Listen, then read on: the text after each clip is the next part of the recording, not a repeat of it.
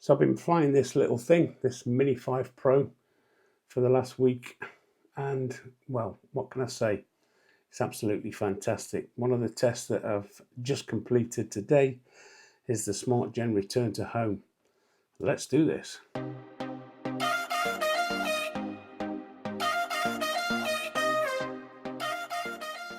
So hello and welcome once again to the channel on this very fine day here in the UK. And like I've just said, I've been testing this out on numerous things, and today's test is all about the Smart Gen return to home.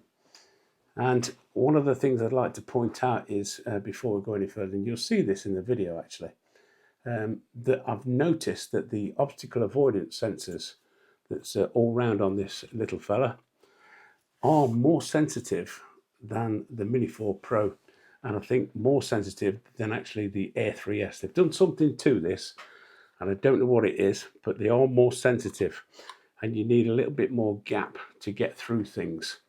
So just bear that in mind. So without further ado, let's get straight onto the test, and we'll see exactly what it's all about.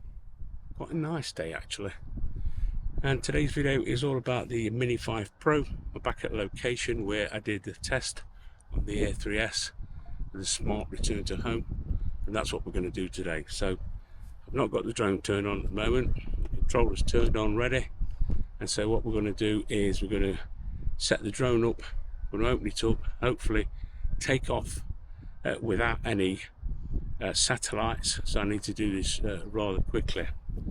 So let's get this thing undone, let's get it set, and we'll see what happens.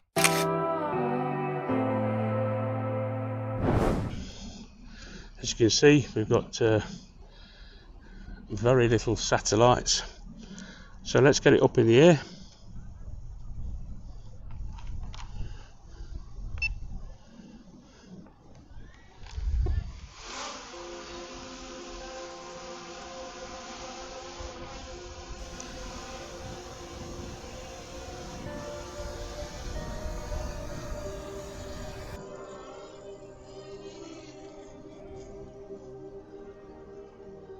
Just going to try and do the same route as I did with the R3S, or thereabouts.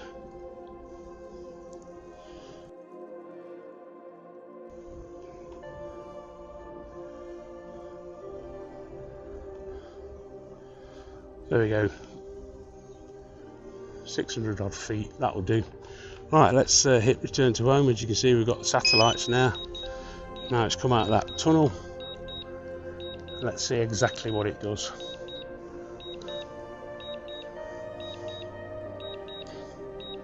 And then on the next test I'm going to do a little bit more complicated route and try and fox it.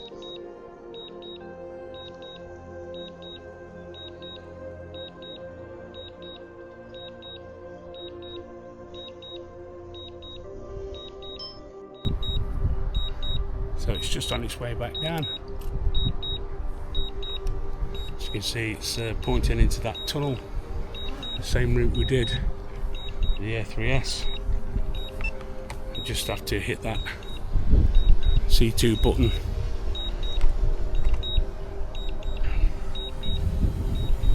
See if we can follow it in, see what it's going to do.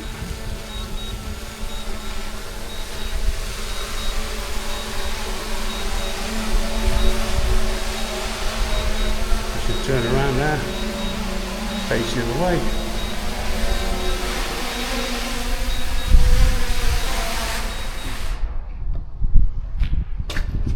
And I think that's pretty spot on, don't you?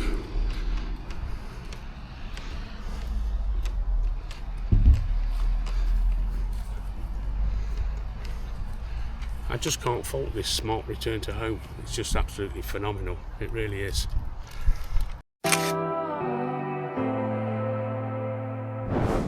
So drone's in position, we've got no satellites, so let's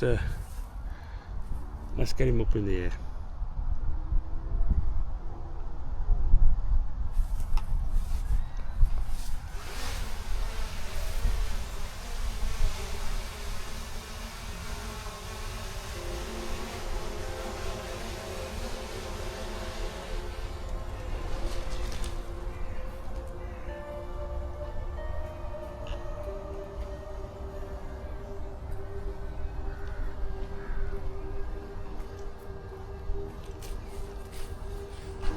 planning on doing is coming back through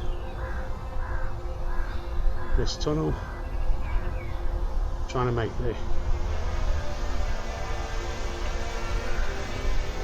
route a little bit different.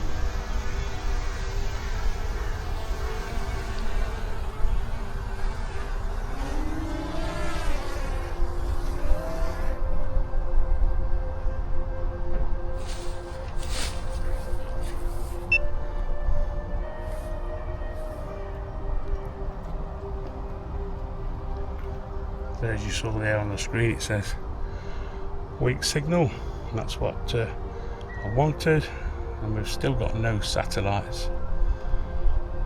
Right, just starting to come in now. So let's hit the return to home, 500 feet, and let's see exactly what it does. What I'm hoping it's going to do is it's going to come back, it's going to go back through this tunnel, and then it's going to go hopefully around.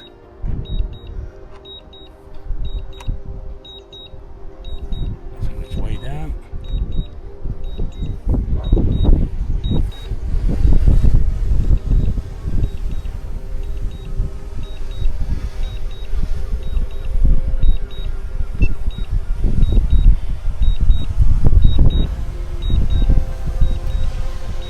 Just thinking about it. Seems to be taking the same route.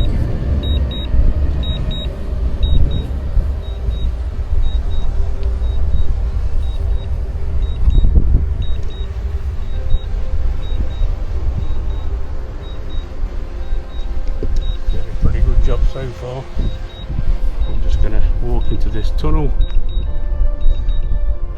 and hopefully it should land on that little square tarmac like it did before.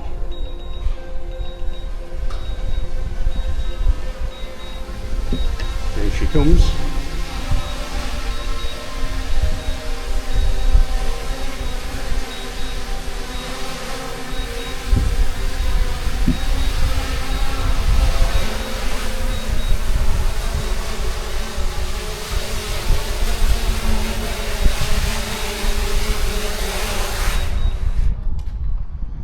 How about that? That's absolutely fantastic. So it just shows you that how good. 0 satellites, and yet it came back over that way. From there it came across, it went through that tunnel just there, it made its way round, and it came back through that tunnel as well. So I think that's pretty amazing. Let me know down in the comments what you think about that test. That's the Mini 5 Pro at its best. Just have a quick look. Almost perfect. So there we go in a nutshell, the Mini 5 Pro. It did an absolutely amazing job, as you saw in those 2 little tests that I did. I don't know where DJI come up with this technology for these drones, but it's absolutely incredible.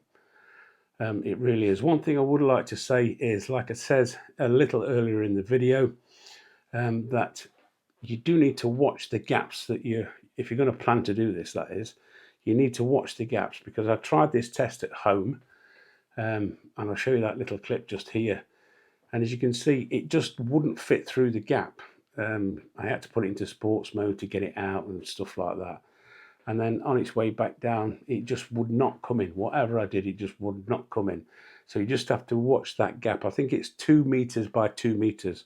You need that room to get through when you're doing the return to home test. A little bit different on an active track testing. They are more sensitive and they do get closer to you. I'll be doing a video on that in the future about active track, and I'm sure you've seen a good friend Gavin HR, his active track he did through that wooded area, and I've actually been through that area myself as well, so I do know it's tight, but it did a fantastic job. So 2 different types of tests. Now apparently, according to the book, This is supposed to do exactly the same on fail-safe return to home. Now, I'm not too sure how that would work, because as you saw, when it comes in on the return to home, you do have to tell it by using your C2 button that it's a complex environment, and you do have to tell it to carry on. So what would happen in a fail-safe situation? Well, that's probably the next test that I'm going to do. Completely turn the controller off and force it into a fail-safe, and then see if it actually comes back under that bridge or under a tree canopy. So there we go. Hope you found the video useful and informative as always. If you have, then don't forget, give us the old thumbs up. And if you're new around here and you like this kind of content, I've got plenty of content coming on the Mini 5 Pro. I've got a list of things to test, and if you do, then why don't you consider subscribing, dinging the dong, and all the rest of it that goes with it. I'm sure you know me by now. And you might like to watch those couple of videos I've chosen for you over there, and if you do, I shall see you over there. Thanks for watching. We'll see you in the next one.